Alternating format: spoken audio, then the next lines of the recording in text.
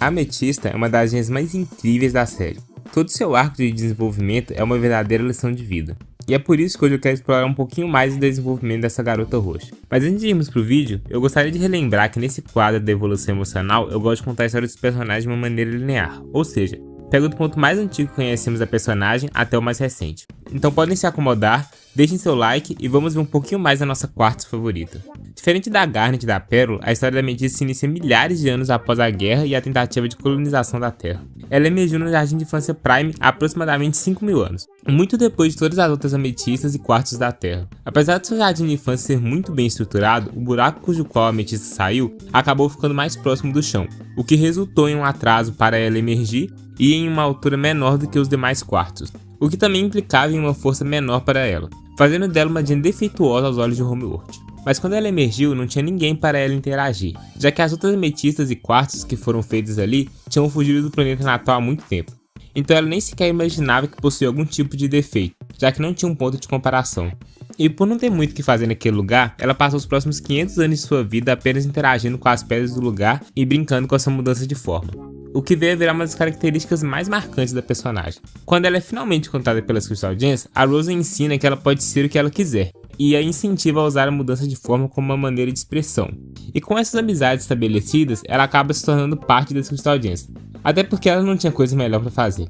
Mas é nesse ponto que ela finalmente sai do jardim de infância e vai morar no templo com as Gems, ganhando seu próprio quarto e podendo conhecer o mundo para além das frias rochas que a cercavam. Por ser a mais nova dali, tanto em idade quanto experiência e mentalidade, a Ametista acabou virando um tipo de caçula do trio, muitas vezes sendo a mais brincalhona e agindo como uma espécie de irmã mais nova delas. Mas desde essa época, a Ametista se sentia mais fraca em comparação às outras, afinal, a Rose era aquele exemplo que todas seguiam, a Garnet é a Garnet, e a Pérola sempre agia como se ela mandasse na Ametista. Mas era uma relação boa no geral, pelo menos até a Rose arrastar pra cima e dar lugar ao Steven. Depois da partida da Rose, o trio se quebra. A Garnet vira a nova líder, a Pérola fica completamente desamparada e a Ametista acaba se sentindo ainda mais inferior, uma vez que ela não tinha mais a Rose para lembrar que ela era perfeita do jeito que ela era. Então chegamos no início da série.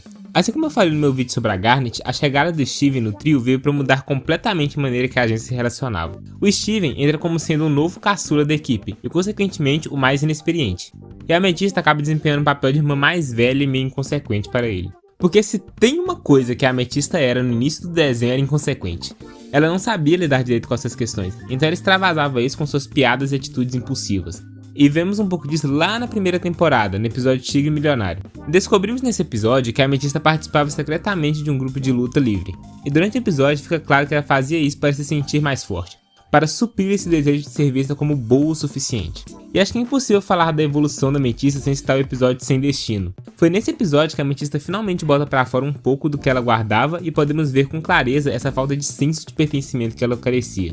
Apesar de estar com as Crystal Gems, ela não se sentia parte da equipe, pelo menos não naquele ponto da história. E sentia que ela apenas atrapalhava as outras, e isso tudo era muito doloroso pra ela, chegando até mesmo ao ponto dela se culpar por ter nascido. E ao longo do tempo vemos essas questões voltando de novo e de novo, como no episódio Reformas, em que ela fica provocando a Garnet se reformando de maneira diferente toda hora e ironizando a própria forma. Era a maneira que ela tinha encontrado de demonstrar o descontentamento com suas próprias características, quase como se ela não ligasse para sua forma física.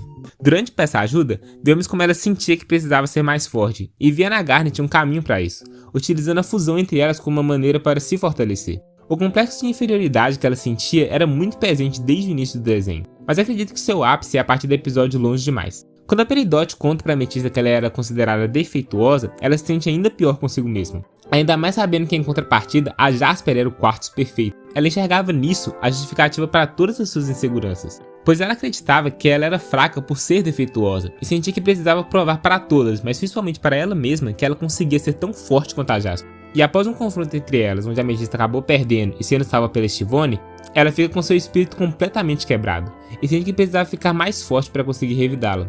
A partir daí, ela começa a treinar incessantemente para melhorar suas habilidades e para se tornar capaz de derrotar a Jasper. Mas vocês se lembram que eu disse que o Steven tinha se tornado o caçula da equipe, né? Então, ao longo do tempo, o Steven foi melhorando suas habilidades e foi se tornando mais forte, até chegar a um ponto em que ele ameaçava se tornar mais forte que a Ametista, e isso o incomodou bastante. Não acredito que ela estava com inveja dele nem nada, mas sim frustrada consigo mesmo por não ter evoluído tanto enquanto o Steven tinha feito um salto de poder gigantesco no mesmo período de tempo. Ela não queria se sentir como a pior Crystal Gem de novo, por isso ela desafia o Steven para uma luta. Particularmente, eu gosto muito da relação do Steven com a Amethysta, sendo que eles tinham uma relação muito mais de irmãos. Então eles tinham dores em comum e questões em comum. Por isso o Steven acaba sendo quem mais consegue compreender como a Amethysta estava se sentindo. E nesse episódio, ele entende que para ela era importante ela se sentir mais capaz. E a Amethysta entende, com a ajuda do Steven, que ela não precisava ser mais forte que ele, ela só precisava ser forte o bastante para si mesma. Poucos episódios depois, temos o confronto final com a Jasper, onde novamente a Amethysta tenta mostrar seu valor e lutar sozinho, mas acaba à beira de ser derrotada novamente. Ela já estava pronta para desistir quando Steven a lembra que ela era perfeita do jeito dela, e apesar dela ser diferente dos outros, ele também era. E isso eles sempre teriam em comum, pois não existiam em todo o universo seres tão únicos quanto eles. E essa união dos dois resulta na Smoke Quartz, que dá uma sova na Jasper e faz a Zangada sozinha finalmente ser derrotada. Acho que a partir desse arco, a Amethysta finalmente começa a aceitar de fato quem ela era e para de se sentir tão inferior aos outros, mesmo que de pouco em pouco. Outro momento muito bacana para a construção da visão dessa nova ametista acontece com as outras ametistas durante o arco com o zoológico humano. Esse encontro com as outras ametistas serviu para ela se reconhecer como parte de algum grupo além dos Crystal Gems e conviver com Gems mais parecidas com ela. Mas a jornada da nossa querida Magali não para por aí. Algum tempo depois da derrota da Jasper, nos é revelado que a Rose Quartz e a Diamante Rosa eram a mesma pessoa. E diferente da Garnet, que se desestabilizou completamente com essa revelação, a Amethysta aparentemente foi a quem melhor lidou com toda a situação. E em qual é o seu problema, temos destaque como a Amethysta se sentia com esse novo fato. Como ela não fez parte da guerra e emergiu milhares de anos depois, ela nunca chegou a conhecer Homeworld e as diamantes em sua tirania.